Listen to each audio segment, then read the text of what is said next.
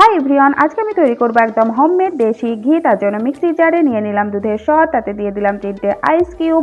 এবার দুধের সরটা আমি 10 মিনিট মতো ব্লেন্ড করে নেব। তো দুধের সরটা আমার 10 দিনের জমানো ছিল, তো 10 দিনের পর আমি ঘি তৈরি করি।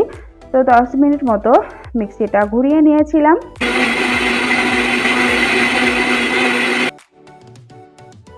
তো দুধের সর থেকে কত সুন্দরভাবে বাটারটা বেরিয়ে এসেছে। এবার আমি এটা পরিষ্কার জল দিয়ে ধুয়ে নিয়েছি, ধুয়ে একটা কড়াইয়ের মধ্যে নিয়ে নিলাম। এবার আমি বাটারটা চুলায় বসিয়ে দেব।